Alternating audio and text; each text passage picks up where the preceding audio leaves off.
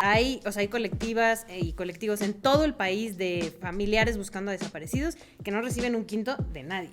Ojalá no existieran las organizaciones de derechos humanos, porque como bien dices, es para cubrir la ausencia del Estado. La democracia es el ejercicio del poder, no el concurso electoral. Entonces, si las organizaciones de la sociedad civil están cubriendo los vacíos del poder, son un pilar fundamental de la democracia del país, ¿no? Claro. Que Alemania no permite que exista un partido nazi. Es una democracia y en democracia caben todas las voces, pero una voz intolerante yo creo que ahí...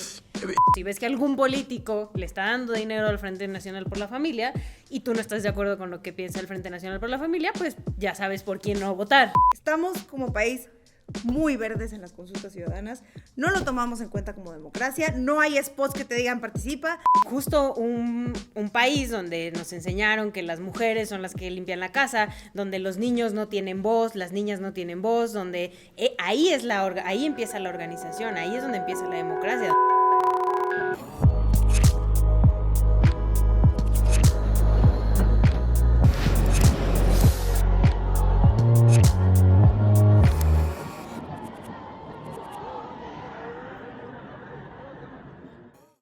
Hola, bienvenidos, bienvenidas y bienvenides a El Lado B de versión extendida. Hoy está con nosotros y con nosotres Itzel Cisneros, directora del Día Después, activista, feminista, periodista, mamá de 3.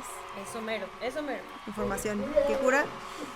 De Pancho Parra, que ya conocen. Sí, Pancho Parra. Y Tenoch Huerta.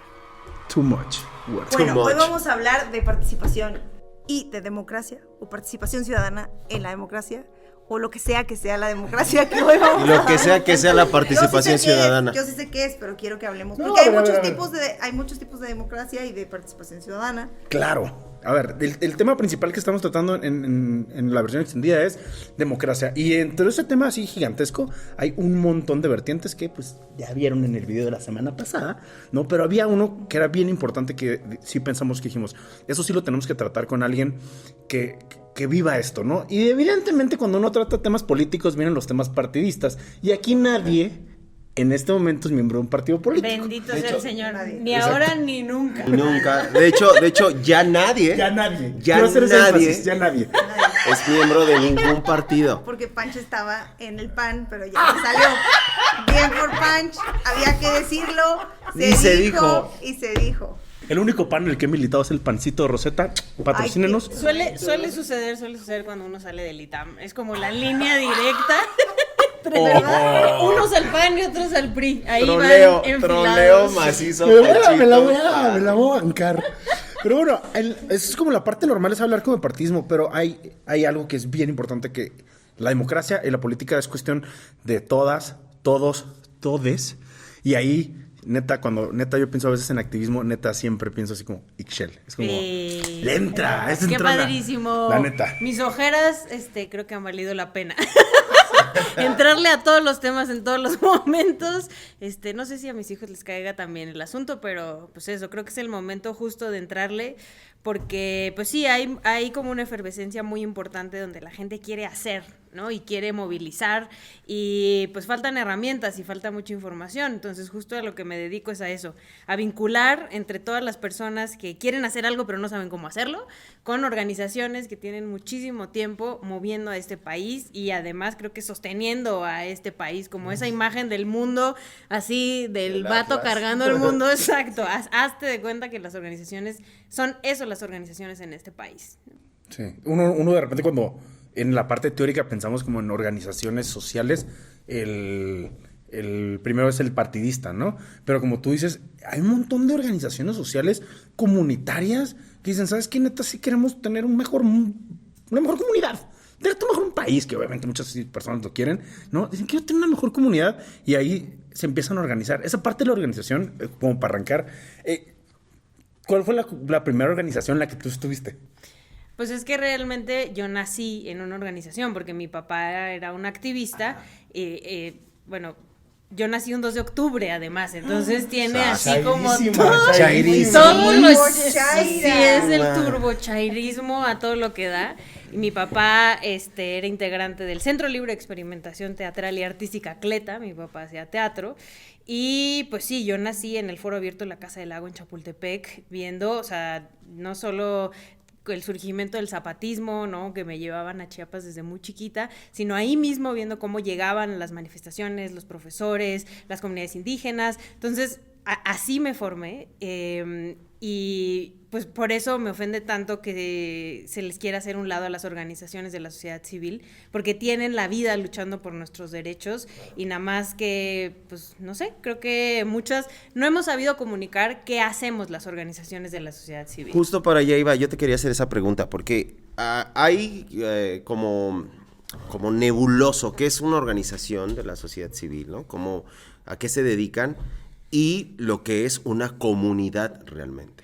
O sea, por ejemplo, yo donde me crié, estaba la comunidad donde me crié, ¿no? Que era un fraccionamiento entre la frontera de Catepec y Coacalco, o sea, que había administraciones que en lugar de pelearse la administración de este lugar, pues más bien se hacían pendejos y ninguna te daba los servicios que te tenía que dar. Raro, ¿no? Bien raro. Y entonces, pero éramos una comunidad y una organización civil, por ejemplo, me suena a gente de demasiados lugares del país, tal vez con el mismo interés, pero sin un arraigo territorial. A eso me suena. Creo que es distinto. Hay organizaciones, por ejemplo, Tlachinolan, que es una organización que trabaja en la Sierra de Guerrero y trabaja, o sea, y son personas de la Sierra de Guerrero que hicieron una organización. La gran mayoría de las organizaciones empiezan como colectivos, ¿no? Y de ahí dan el salto a convertirse como en una asociación civil como tal, pero no todas tienen que ser asociaciones civiles. Hay muchísimos colectivos que nunca fueron con un notario para decir nosotros somos Tlachinolan y firmar quiénes son sus integrantes, y aún así son colectivos que trabajan dentro de sus comunidades en diferentes temas. Y en México tenemos una cantidad de organizaciones para el tema que tú quieras. O sea, de verdad, los de la vaquita marina en Baja California y los de las abejas en Yucatán y en Chihuahua por el agua y en contra de las mineras en Puebla, y esas organizaciones y colectivos surgieron de la comunidad. Y estamos muy acostumbrados a pensar en las organizaciones chilangas, ¿no? O sea, como esta idea de lo que es una organización. Pero la verdad es que las organizaciones en los estados, hay muchas, muy chingonas, y además se enfrentan a cosas mucho más tremendas de las que nos podemos enfrentar en una ciudad como esta. Creo que también hay una narrativa ahorita de esta administración, que es cierto, pero también en general como que las organizaciones civiles son como PETA, que es como injerencistas, son gente que ni vive ahí, que son, ¿no? como el white savior que llega y entonces dice, ay, pobrecitos, nosotros los vamos a defender y vamos a no sé, con sus textiles y pobrecitos vamos a ayudar. O sea, como que existe esa percepción más o menos generalizada. Yo tengo muchos compadres que justamente sienten como esto de, güey, pues, ¿por qué chingados va a tener que venir PETA, ¿no? A decirme que no puedo? Por ejemplo, yo recuerdo que conocí a una familia que eran de pescadores en Tamiagua, Veracruz, en la laguna de Tamiagua, y que cada cuando llegaba alguna organización de estas internacionales a decirles a los pescadores que llevaban generaciones ahí cómo tenían que pescar, y que no tenían que pescar, o sea, y de repente les decían, güey, tus usos y costumbres nos vienen valiendo madres, porque nosotros en una oficina de Nueva York nos dimos cuenta que se tiene que hacer así. Nosotros sentados en Central Park tomando un café decidimos que los pescadores de Tamiagua ya no pueden pescar esto, ya no pueden hacer esto otro. Entonces, yo, por ejemplo, cuando conviví muchísimo tiempo con esa familia, tal vez 4 años, y les cagaban. O sea, sí había un pinche rechazo así de, estos pendejos no tienen ni idea, no saben, ni siquiera hablan español. O sea, creo que sí, no, entonces creo que esa percepción. Creo que ese ha sido el problema de el gran problema de las organizaciones de la sociedad civil en México y de los colectivos y colectivas en México, es que no hemos sabido comunicar qué hacemos. Pero la verdad, honestamente, es que muchos de los logros que se han ganado por la democracia, volviendo al tema inicial, en este país, han sido impulsados por organizaciones. No me imagino el caso de Ayotzinapa sin Tlachinolan y sin el Centro Pro, por ejemplo, ¿no? Que son dos organizaciones que han acompañado todo el tiempo a los padres y a los normalistas. No me imagino el caso de Ayotzinapa sin la organización de los propios normalistas. Esos son colectivos y esas son organizaciones, pero sí lo hemos sabido contarle a la gente qué hacemos y por qué somos importantes, y también está otro tipo de organizaciones que en efecto sí lucran y que sí abusan sobre todo de sus vínculos con el poder para tener recursos y para vivir y hacerse ricos ellos y sus familiares. Eso también es verdad. Pero la gran mayoría de las organizaciones de derechos humanos, específicamente, que son diferentes a las asistencialistas son las que te ponen un asilo de ancianos, las que te pongan un albergue de niños, o sea, como que te resuelven al momento la necesidad básica. Pero las organizaciones de derechos humanos o los colectivos de derechos humanos lo que buscan es cambiar el trasfondo del problema, no solo darte de comer hoy porque se murieron tus papás y no tienes dónde ir a dormir. Que también sirve. Que sirve, sí. Ajá. Pero ¿cómo hacemos que eso no vuelva a pasar? Que no haya un niño en la calle, o miles de niños como hay en este país. Entonces, las organizaciones de derechos humanos tratan de cambiar el fondo para que esos niños no tengan que vivir en la calle. La cosa es que hay muchos litigios, muchas luchas locales, que la verdad los conocemos, quienes vivimos de los derechos humanos. No hemos sabido comunicarle a las personas la importancia. Un caso súper claro. El caso Tlatlaya, ¿no? De los militares que mataron a un grupo de personas. No se hubiera sabido si no hubiera habido un acompañamiento de una organización como el Centro Pro, que arroparon a una de las testigos y esa testigo habló con un periodista. Y eso se publicó y gracias a eso supimos que había existido esa matanza. Esas cosas son las que hacen las organizaciones de la sociedad civil. Las buenas organizaciones de la sociedad civil no van a la comunidad y les dicen estas son nuestras reglas, sino el colectivo surge de la comunidad. Y, o sea, a veces sí se invita a gente que viene de otros lugares, pero eso no quiere decir que ellos tengan que ir a poner las reglas.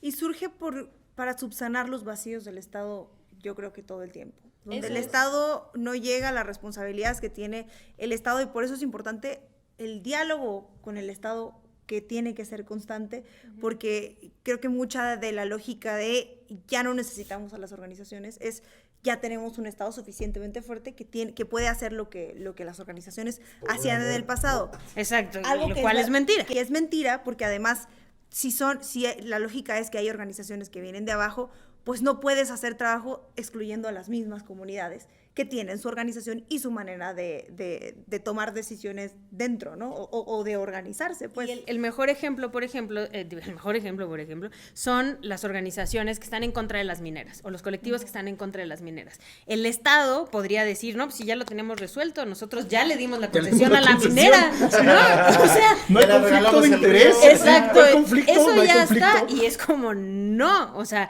aquí estamos organizados y eso no va a pasar, aunque tu Estado hayas venido a imponer este tipo de cosas. Aunque tú creas que esa es la solución, que esa sea la visión de progreso, porque además así te lo vende el Estado.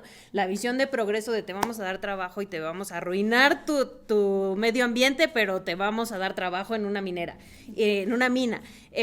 Cuando la comunidad se organiza es como, no, mijo, o sea, no solo no estás haciendo tu chamba de darnos salud, seguridad, derechos humanos, etcétera, lo que nos tienes que dar como Estado, sino que además nos estás trayendo algo que nosotros no queremos y no nos has preguntado absolutamente nada, y ya tú ya nos pusiste una mina aquí en medio de nuestro territorio. Claro, y justo es ahí la importancia de las organizaciones, de que existan, pero de que se les escuche y de que se les siente a negociar en la mesa, que pasa muy poco porque las organizaciones que sí traen son las que tú decías al principio, las que tienen intereses, las que están siendo financiadas, estas organizaciones milenarias que son a las que, por ejemplo, voy a poner un ejemplo, la organización que se dedicaba a ayudar a mujeres que venían de la trata, ¿no? Que trabajaba con Felipe Calderón, y lo que hacían era, todas las mujeres que rescatamos de espacios donde las prostituían, pues vamos a traerlas a contar en frente de periodistas su historia una y otra vez en un esquema de revictimización, y cuando salía el presupuesto para programas que tenían pues beneficio para las mujeres, todo el dinero iba para esta organización que nunca hizo absolutamente nada y que permitió que el Estado se lavara las manos y dijera, yo sí estoy haciendo cosas para erradicar la violencia contra las mujeres. Esas son las que pululan, son las más grandes porque son las que tienen más dinero. No creo que sean los que pululan, pero sí son que las están arriba, más mediáticas, las más conocidas. Ajá. Exactamente, O el sí. caso de, por ejemplo, de Poder Cívico, esta asociación del infame Andrés Roemer, que recibió carretadas y carretadas de dinero público. Es increíble. Que un personaje así, empezando por ahí, tenga una organización y tenga el respaldo del Estado, de políticos, de empresarios, que era quienes mantenían no solo a él, sino a una organización que él dirigía. Claro, y ese tipo de organizaciones son las que creo que terminaron como, pues, abonando un estigma malo sobre las organizaciones civiles, pero de repente en mi caso en particular, cuando yo pienso en una organización civil, pienso en una iglesia, ¿no? Y quitando el concepto, quitando la parte como religiosa, la iglesia como centro comunitario, pues también ayuda un montón como para arreglar los temas sociales, ¿no? Los temas comunitarios, y de repente tenemos el otro lado de la moneda, que son estos infames, ¿no? O sea, Serapaz, que es una de las organizaciones más importantes, acaba de cumplir 25 años, surgió justo de Samuel Ruiz, que fue, o sea, un sacerdote muy importante en el conflicto del EZLN, un gran mediador. Así surge Serapaz, con toda esta parte de la ala liberal de la iglesia. La teología de la libertad. Exactamente. O sea, sí, y hay muchas organizaciones como tal. El Centro Pro también recibe dinero de financiadoras. Es una chingonería lo que hacen ahí. Está bien cabrón. Que igual tienen que ver con vinculaciones religiosas, pero es justo por eso, porque además la religión en México es, como sabrán, tiene muchos años y tiene muchos vínculos, sobre todo en comunidades donde muchas personas nunca llegaron. Entonces ellos ya tenían esos espacios, entonces se empezó a trabajar con esas comunidades. Lo que está muy chido es el cambio de paradigma donde las propias comunidades hacen sus colectivos, hacen sus organizaciones, ¿no? Entonces ahí ya es la propia comunidad organizándose y más bien, y sí las financiadoras dando dinero, pero dando dinero a lo local, y eso está muy chingón. Ahora, digamos que en un mundo ideal, bueno, se supone que nuestro sistema político se organiza del municipio al estado y al gobierno federal, ¿no? Uh-huh. ¿Crees que podríamos hacer una nueva, en ese esquema, una nueva división que sería como el trabajo comunitario, como la organización civil que después integraría al municipio, o funciona distinto? O sea, lo que pasa es que a mí sí me causa, o sea, yo tengo muy nebuloso precisamente, y creo que lo comparto con mucha gente, uh-huh, muy nebuloso cómo se organizan, para qué sirven, y sobre todo quién las tiene que integrar. Uh-huh. Como tú dices, ¿no? La comunidad se organiza, pero, o sea, por ejemplo, debe de tener siempre un único fin, o sea, se persigue solo que la minera no llegue, o se persiguen más objetivos. ¿Cómo se organizan? ¿Quién las financia? Depende o sea, como del conflicto y del lugar específico, pero las organizaciones locales normalmente surgen por un problema muy específico, muy claro. Llegó una minera, nos quieren poner, y además sobre todo son con megaproyectos, que ese es el grave problema de este país, donde además a las comunidades indígenas las hacemos a un lado siempre, no se le consulta nada, ningún gobierno de ningún partido lo hace, y es como empiezan a organizarse. Hay organizaciones que sí tienen, o sea, que sí buscan la incidencia en el gobierno, ¿no? O sea, sí quieren que el diálogo con el gobierno y que se les escuche y se sientan en mesas, y hay otras organizaciones que dicen, no, aquí no pasas, y yo me organizo con usos y costumbres, y este es mi territorio, y no, ahí tenemos ejemplos como Cherán, lo que es una organización comunitaria muy importante, donde ellos dijeron, ustedes nada más han venido a traernos problemas, nosotros nos vamos a organizar internamente. Sí creo que dependiendo de la organización es la que, o sea, como... Pues sí, es la forma en la que se organizan. ¿De dónde reciben dinero?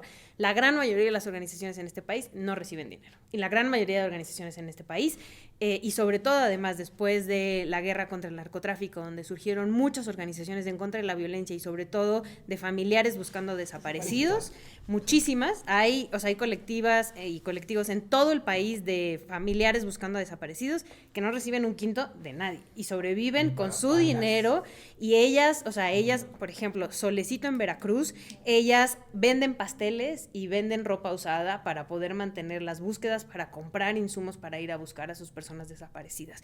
Las rastreadoras en Sonora venden tortillas de harina aquí, venden frijoles, venden todo para poder mantenerse, Esa es la gran mayoría de las organizaciones. Las organizaciones grandes, internacionales, como puede ser Artículo 19, que ha sido muy mencionada por el presidente en los últimos días, como puede ser el Centro Pro, reciben financiamiento de gobiernos, que eso además es permitido por la ley mexicana, ¿no? Toda esta banda que empieza a salir como, ¿cómo es posible que le den dinero los gringos? Así como dan dinero los gringos, también dan dinero los suecos, dan dinero los canadienses. Por supuesto que tienen ciertos intereses, pero el principal interés es que sus socios comerciales estén mejor. Sí, son en las agencias de cooperación, ¿no? De hecho, México también tiene una agencia de cooperación. México da dinero A otros países, exactamente. Además de esos, hay otras financiadoras no que tanto, by the way, pero así debería de dar más, sobre todo a países centroamericanos y del Caribe, que además son socios de México, a los cuales no estamos apoyando.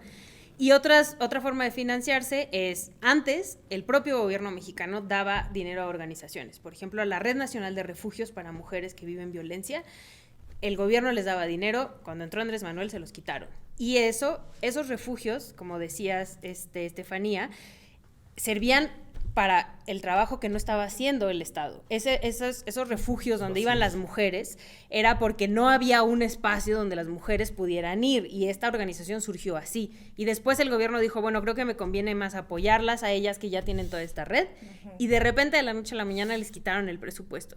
Y entonces tenían casas por toda la República donde cuidaban a mujeres y a niñas y niños que sufrieron violencia sin recursos porque el Estado se los había quitado. Después de mucho pelear, se los regresaron.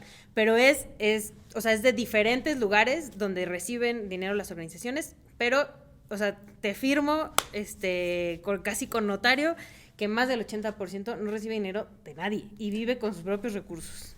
Entonces, digamos que es difícil, o digo, no imposible supongo, pero no podríamos pensar en unas organizaciones así en tiempos de paz, digamos. Normalmente son reactivas.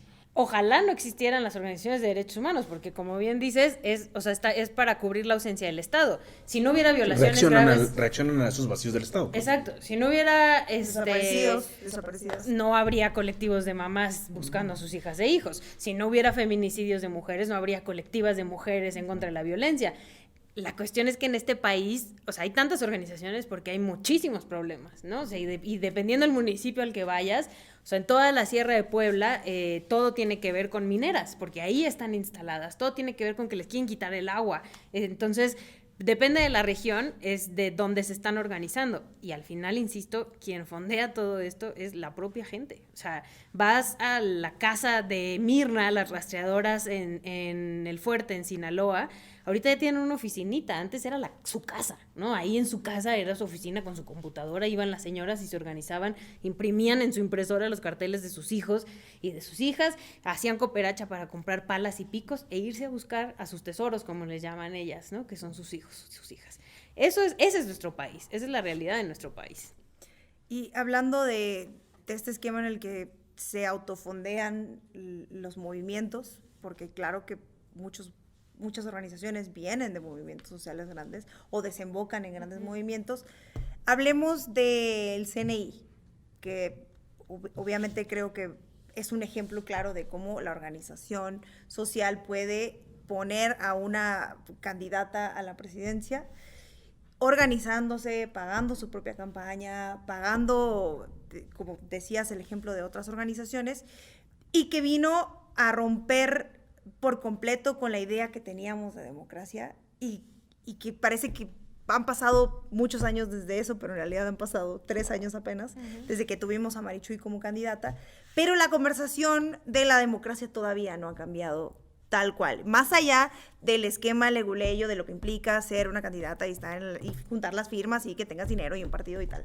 Pero cómo percibimos la democracia a partir de ese momento, creo que ha sido, pues, no para bien, pero que no ha abierto la conversación amplia de cuestionarnos en qué sistema vivimos de democracia, qué democracia queremos construir y hacia dónde vamos con esto a partir de esta experiencia que me parece interesante. Te pregunto también porque tú estuviste en esa campaña, ¿no?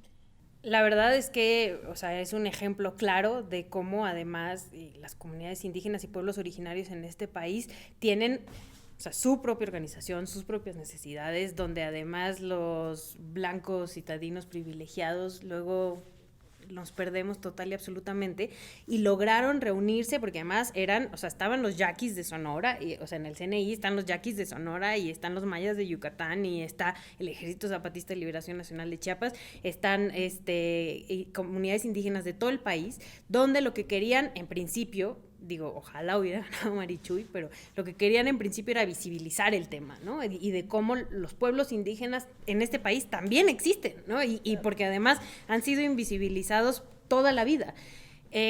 Yo la verdad creo que lo más lamentable y el por qué eso no ha caminado a las mesas de diálogo, a las mesas de discusión de todas nosotras y nosotros, fue el momento.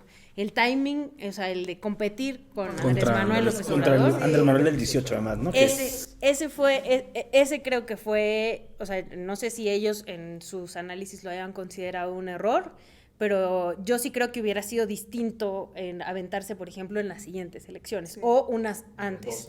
Ajá, sí creo que ese momento opacó total y absolutamente. Sí, estoy completamente de acuerdo, creo que sí opacó y dada la fuerza que había del otro lado, pero también para esta organización, como todas las organizaciones que tienen un tema, ya, no tienen tiempo que perder. Sí, ¿no? No, era en ese momento, o a lo mejor no hubiera sido nunca. Pero el aprendizaje que nos dejan además es, ahorita ya van rumbo a Europa, ¿no? Ya van rumbo a Europa a su gira, zapatista. Ellos no van a parar, ¿no? Ellos y ellas no van a parar. Sí gane Marichuy, no gane Marichuy, estemos hablando, y realmente no creo que les importe mucho si nosotros estamos hablando del indigenismo, claro, y de las comunidades. Ellos siguen y seguirán, y además han trabajado por la democracia en este país tremendamente.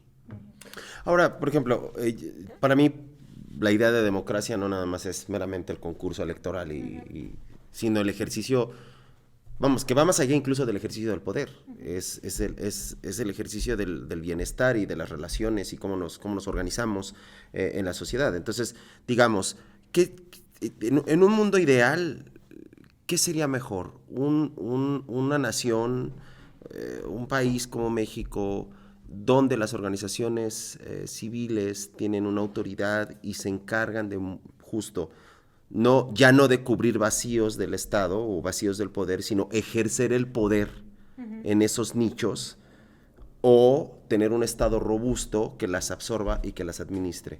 No en el tema de controlarlos, sino que sea un es lo que te iba a decir, porque eso si no se llama PRI. A lo que me refiero es que sea... Eso ya existió. Exacto. Replanteo la pregunta. Sí, me explicó, como será... evidentemente no hay un Estado que tenga todos los tentáculos para alcanzar cada espacio, cada vacío, cada necesidad. Entonces, sería lo ideal que la sociedad se organice en organizaciones civiles y ejerza, y que también tenga un reconocimiento legal y que puedan ejercer, que tengan autoridad sobre ciertos temas. Sí, yo sí creo que debe de funcionar arropándose dentro del Estado, ¿no? Sí, trabajando junto con el Estado. El problema es que el Estado mexicano históricamente ha hecho a un lado, ha desechado a las organizaciones, ¿no? Entonces, cuando o te dan a tole con el dedo y te dicen, sí, mesa de diálogo en el Senado de 2 meses. ¿Cuántas veces has estado en una mesa de diálogo donde dices, me está mintiendo más que mi ex? No, bueno. Este güey me está viendo la cara. Creo que en todas las que hemos estado con legisladores, te das cuenta que solo te están dando a tole con el dedo. Y además luego van y votan y ya te confirman que sí, solo te vieron la cara por 2 meses. Aún así, muchas organizaciones siguen creyendo en que tenemos que seguir sentándonos porque ellos y ellas, pues al final tienen el poder de decidir. La cosa es que no tenemos quien nos represente, ¿no? Ese es el problema real, que no hay legisladoras y legisladores que representen estos temas, que se hable de estos temas, que realmente se vote por estos temas, y ya traen sus intereses y sus votos bien metidos, y ya desde el principio ya saben para dónde van a votar y cómo van a votar todos y todas, y nada más le hacen a la maraña de que te estamos escuchando, pero realmente, pues no.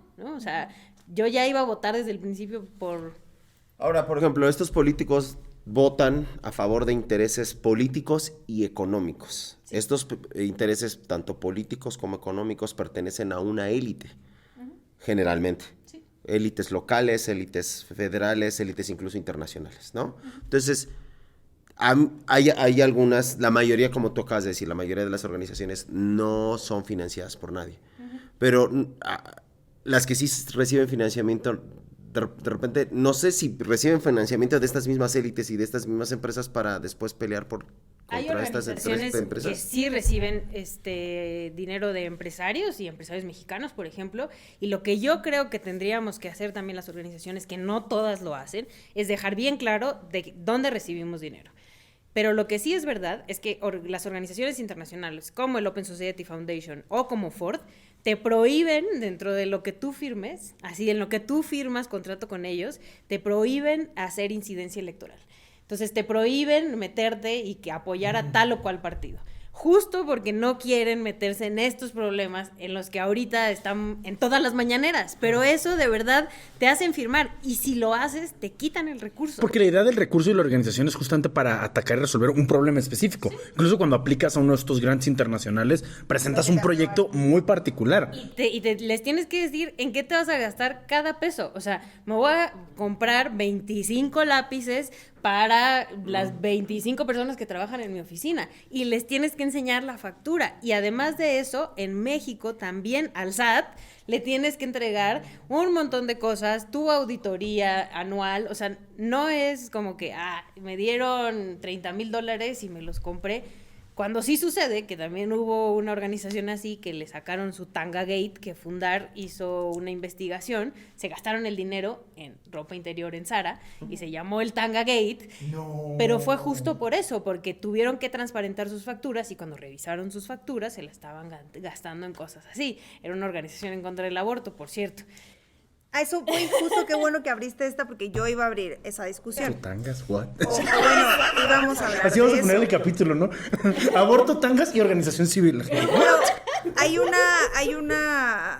la parte en la que nadie dice que todas las organizaciones sean de madres que buscan a sus hijos o a sus hijas, de personas que quieren mejorar el medio ambiente o defender el medio ambiente, de organizaciones indígenas. Está el Frente Nacional por la Familia, por ejemplo, que recibe dinero de empresas, como, no las voy a decir, pero empresas... ¿Qué sabemos? Exacto, ¿Qué sabemos quiénes son? Que pongan en Google y ahí les va a salir quién paga el Frente Nacional por la Familia. Es una organización a la que hay que proteger y no cuestionar ni señalar porque es una organización y que se ha aprovechado del manto de las otras organizaciones para decir a mí no me puedes criticar, cuando el final de esa organización es limitar los derechos de otras personas, como el derecho a casarte con quien tú quieras y el derecho a decidir sobre tu propio cuerpo. Y además si tienen incidencia política, o sea, tienen 100%, un brazo los político o varios brazos políticos, ¿no? Claro, o sea, en partidos. y es una pues. organización. Yo creo que justamente en democracia la idea es que distintas voces puedan participar en la mayor igualdad de condiciones que se pueda, ¿no? Para justamente dar su punto. Evidentemente, en este caso, por ejemplo, el del Frente Nacional por la Familia, yo creo que pueden salir a marchar, pueden salir a exhibirse, puede haber un empresario, una empresaria que diga, le meto lana, en esto creo, no lo comparto, pero en esto creo, ¿no? Así como otras personas pueden invertir en esos intereses. De ahí a que ese interés se convierta en política pública, hay un montón de controles constitucionales que lo pueden detener, o incluso también la discusión pública que tendría que ser, hey, ¿sabes qué? Ni madre. Sí, Pero yo no creo que un empresario o una empresaria no pudiera financiar lo que esa persona cree. Es que sí, pero se pueden convertir en un partido político. Que se con la mano conviertan en la y que, cintura. que compitan en elecciones. ¿Por qué Alemania no permite que exista un partido nazi?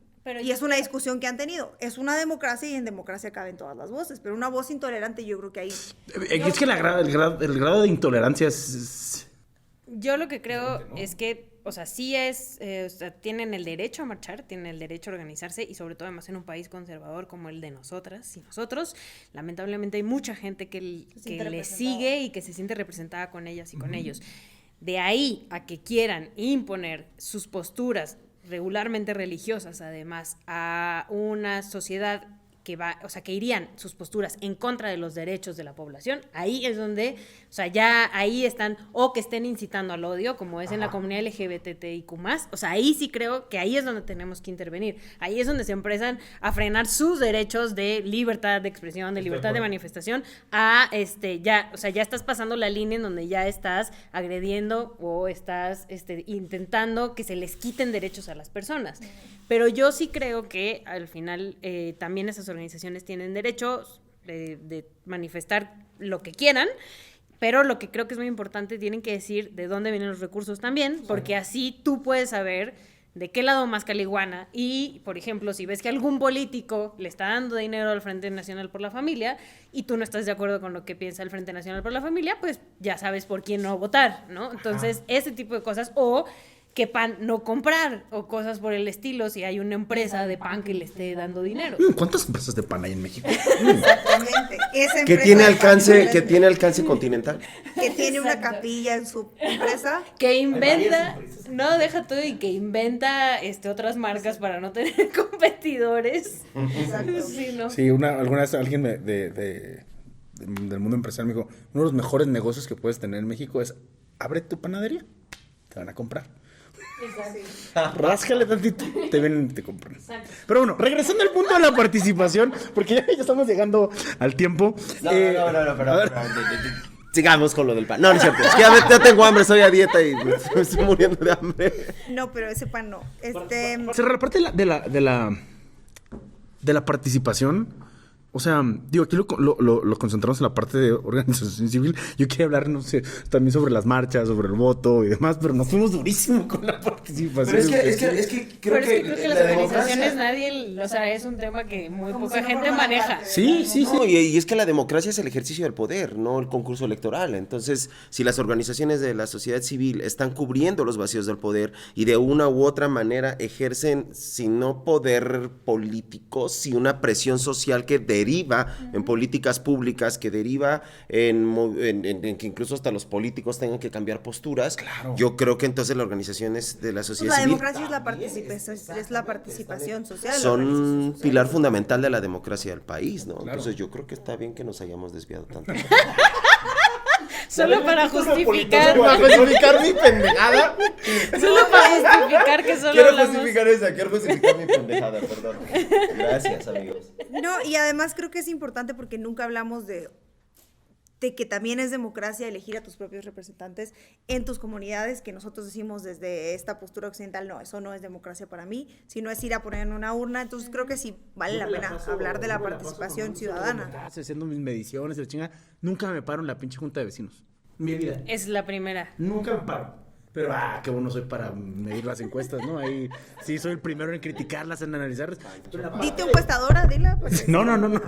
El Pancho anda ahí de mamador, Pero haciéndole en la pedo. parte del ejercicio de democracia empieza desde ahí. Empieza desde ahí. Empieza realmente desde tu casa, con tu familia. O sea, ahí donde justo un país donde nos enseñaron que las mujeres son las que limpian la casa, donde los niños no tienen voz, las niñas no tienen voz, donde ahí empieza la organización, ahí es donde empieza la democracia, donde te das cuenta que la familia como tal, ¿no? Pues sí, tendrá 5 años, pero también tiene voz y voto y también puede participar y tiene que ser escuchado o escuchada. Y nos cuesta mucho trabajo porque nos enseñaron que no, que el papá dice y todos los demás se cuadran, ¿no? Y es como, no, mano, hay que participar, hay que escuchar y hay que ser solidarias y solidarios con los demás, desde tu casa hasta los vecinos, hasta salir a marchar por lo que tú creas, así sea la vaquita marina, la abeja de Yucatán o las personas desaparecidas de este país. O sea, yo creo que no hay activismo malo, no existe el activismo de sillón. Justo ahora la pandemia nos ha dejado clarísimo que las redes sociales funcionan y funcionan muy bien para presionar al Estado sobre ciertos temas. No necesitamos a veces salir a las calles y creo que todo se complementa. Hagamos algo, lo que sea, del tema que te interese, pero haz algo, porque si no, la neta es que nos va a cargar el payaso. quiero hacer una Cierra tú, por favor. pregunta. Espérame, No, si no. yo vivo solo con mis gatos, a ver. ¿Qué pedo? No, en mi casa hay gatercado. Es así, mis gatos deciden. ¿Cómo era? Gatriarcado. Gatriarcado. Lo hice, tuve una conversación con mis papás. Pero, no, sí, fue por eso. No voy a tener hijos pronto, pero no importa. ¿Por qué? No sé, Se está poniendo bien raro el programa, amigo.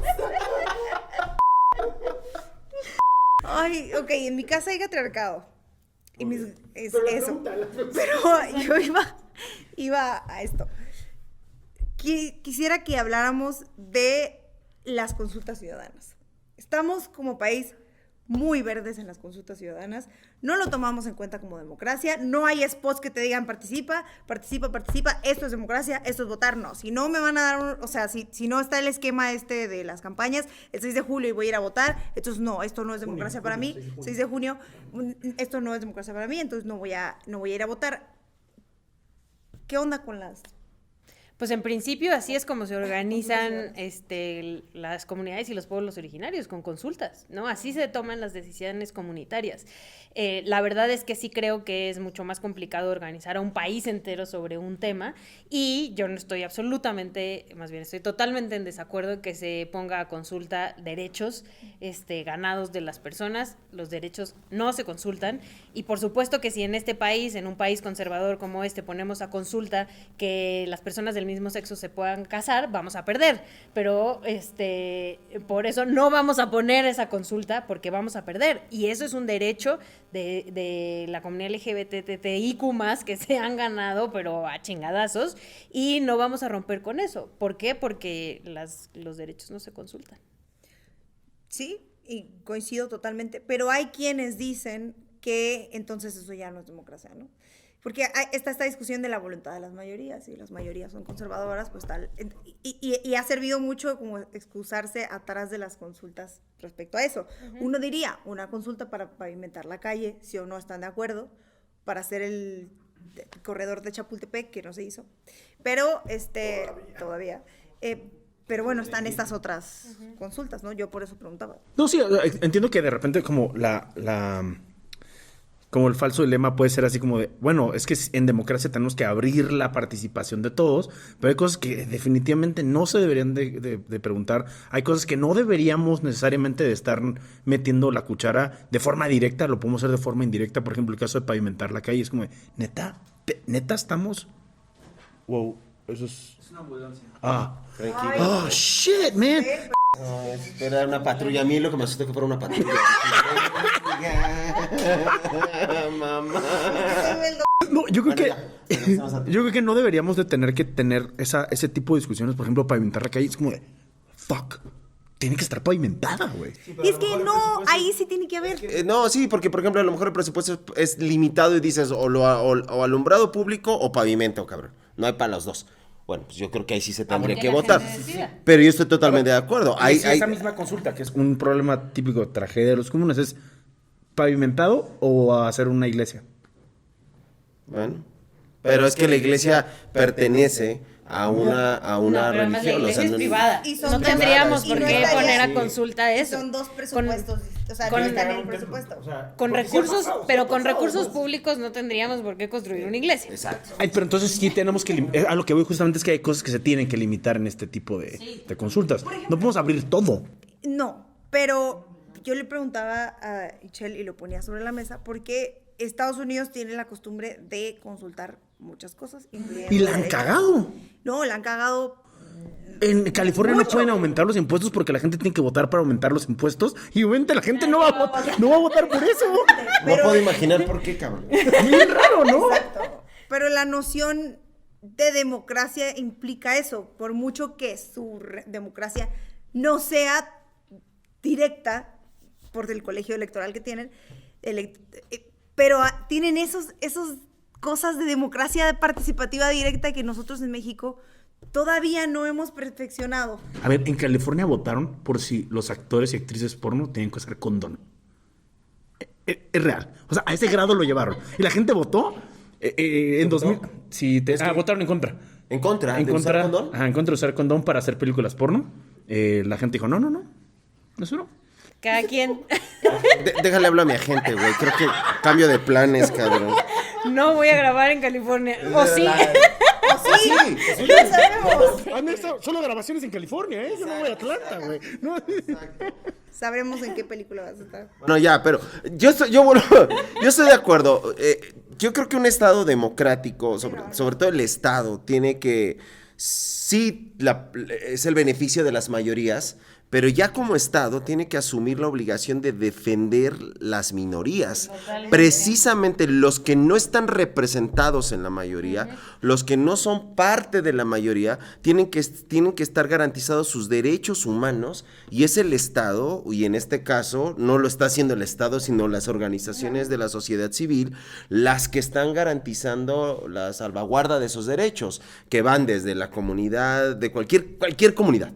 Desde orientación sexual hasta el derecho que tengo de que me entreguen el cuerpo de mi hijo, o sea, y entonces, y sí, efectivamente, tal vez, bueno, no sé, en estos momentos ya no sé si es una minoría de las personas que han perdido a sus hijos por la violencia, tal vez ya ahora somos la mayoría, o no. 80,000 desaparecidos y más de 300,000 personas muertas. Entonces sí, casi la mayoría ahora ya no es una minoría, pero bueno, merecen justicia, y entonces es ahí donde creo que sí, o sea, el Estado tiene que garantizar no solamente el beneficio de una mayoría, sino que la salvaguarda de los derechos de unas minorías que están generalmente las minorías son vulnerables, ¿no? Y que tienen incidencia en el presupuesto. O sea, parte de votar y de las organizaciones de la sociedad civil es, me vas a escuchar, no me quiero mantener al margen nada más viviendo del presupuesto que yo pueda conseguir, porque el presupuesto que votan los congresistas también me pertenece a mí, y yo decido, yo también te tengo que decir, deberías gastártelo en esto está mal distribuido, esto no me conviene a mí, donde estoy haciendo mi chamba, ¿no? Pero el Estado mexicano es tan tramposo y tan, al final, vivales, que termina, por ejemplo, bueno, los colectivos de madres de personas desaparecidas en todo este país fueron a buscar a fosas, encontraron cuerpos, fueron las que realmente encontraron a sus hijos y a sus hijos en este país, o sea, son realmente las forenses de este país, las que han estado movilizando este país en ese tema. Estuvieron en diálogos para la ley, en contra de esta ley que quería poner el fiscal Gertz. Estuvieron en diálogos porque eso entorpecía que ellas fueran partícipes, porque la misma fiscalía ya no quería intervenir en búsquedas, por un montón de cosas. Al final, durmieron afuera de la Cámara de Diputados, les dijeron sí, gracias, y al final votaron como ellos quisieran. O sea, con esas mismas madres que viven con su propio sueldo, con quienes han encontrado los cuerpos en este país, con quienes son más de 80,000 familias que están buscando a sus personas desaparecidas en este momento. O sea, en Argentina, cuando fue todas las desapariciones justo en la dictadura, eran 30,000 personas desaparecidas. Nosotros llevamos 80,000, según cifras oficiales. Y en este país no pasa nada. No pasa nada. Y son las madres las que buscan, las madres, las hijas, las esposas, normalmente mujeres, son muy pocos hombres, son la gran mayoría mujeres, las que buscan a personas desaparecidas en este país. Y el Estado solo les da la espalda, una y otra vez.